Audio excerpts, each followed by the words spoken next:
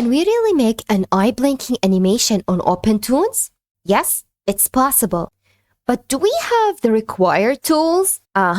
We do. Wait, what about cleaning and separating the image? Do we really need to use a second program to do so? Nope, not at all. You can use Opentoonz to clean up and separate your artwork. Sounds interesting, right? Then, without any further delay, let me show you the method to all these questions straight away. Previously on UI design. In the beginning, I would like to thank you guys for all the support I have gotten on my previous Opentoonz tutorial. That isn't the only video I plan on publishing about Opentoonz, and I still have lots of plan of adding more and more. So, if you're interested, don't forget to hit the subscribe button to keep the crispy content going. With Opentoonz open, we will have to add our project materials. You can use whatever character you like for today's video. But as a practice, I really recommend you to test this out with a simple artwork such as a chibi one. After deciding, you will have to copy the image twice to have 3 versions of it. Each version will have a separate role. Select all 3 of them, then drag and drop them in Opentoonz. Switching to the drawing panel, I will also change the levels naming to suit the role of each. Time to edit some parts of the art piece. At the clean level, using a brush tool, you will go ahead and add the colors using the eyedrop. Then clean the eye area along with the extra lashes detail. With that done, change the level to the lashes one. Here, we will be using the eraser tool in order to remove everything other than the lashes. Now, we have reached a very critical step, so stay focused. On top of the level panel, third icon is what will allow us to create something called a mask. This icon will allow us to add a vector level. After creating one, I will change its naming to mask. Within this layer, switch to the shape tool and make it a polyline.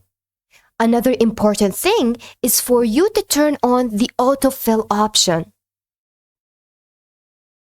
Same as before, eyedrop the skin tone to add it to the color palette and use it alongside with the shape tool to draw an outline around both eyes.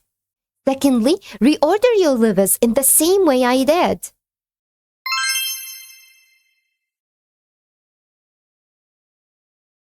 In the third step, we will have to move into a different window from the upper bar, the one called Schematic window. It is the perfect place to add the effects to our levels in a simpler and organized way. Since all our work will be on the base and the mask level, I will put them a bit to the side, away from the rest. Right-click on the base level will show tons of options. The ones we will be using are in the Effect, Matte, and Hit Matte In. Keep your eyes wide open so you don't get confused here. You can see a wire is connected to the base in the source section. We will do the same, but for our mask level. So, near the triangle icon on the right side of the mask panel, drag a wire out of it and connect it to the matte section. Again, go back to the mask panel and drag another wire out to reconnect it to the X sheet. Hold on a minute, Yui. What does all this engine wire connecting mean? Okay. Let me re-explain it in a simpler way. After we added the matte in effect to our base panel, it got connected to something called source. This source will make the selected level hidden, and the only part that will appear in it is the part highlighted from the shape connected to the matte part, which, in our case, is the vector level shape. In another word, matte is a mask to the source. Back to the drawing window. You will notice that nothing really have changed. To see the changes, you will have to click on the eye icon on the top right of the window. This will render the layers and show you all the effects you have added. Rigging time. let's fix our timeline. This will depend on the length of your project. For me, I will keep it around 12 frames. Of course, doing so will make my animation super fast and unrealistic. But for this tutorial's sake, I'm gonna keep my timeline as small as possible to keep things easier to understand. Please do notice that I haven't extended the timeline for the mask level. In the lashes level, we will use the animate tool to fix the centering and make them somewhere below the eyes. Next, add a keyframe either by clicking Z on your keyboard or right-click on the timeline that hit Set Key. Now, change your animate tool to position. Set a keyframe, then move the lashes downward.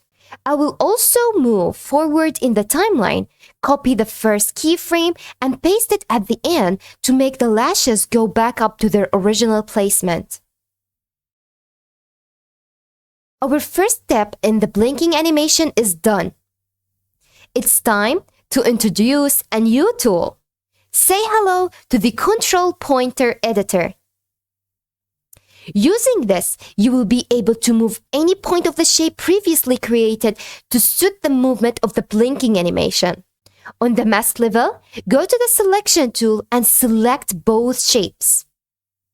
Hit Copy, then on the second frame, hit Paste. Now, choose our new friend, the Control Point tool, and edit the outline of the shape to move alongside with the lashes movement. Look, all the things that are outside the shape area is getting hidden, just as I explained earlier. Keep repeating the process. Select tool, copy frame, and paste. Then Control tool and fix. When you reach the end of the blink animation, you will have to redo the same steps, but in the opposite, and that is to make the eye reappear. Finally, with all frames done, click on play and admire your hard work. You can also view it from the render panel. With this, another Opentoonz tutorial is done. If you have any further question or technique you wish to learn using Opentoonz, let me know in the comment section below. Also, feel free to check out my Buy Me Coffee, which showcases tons of projects and design I inspired from tons of video games. See you in my next video. Yui is out.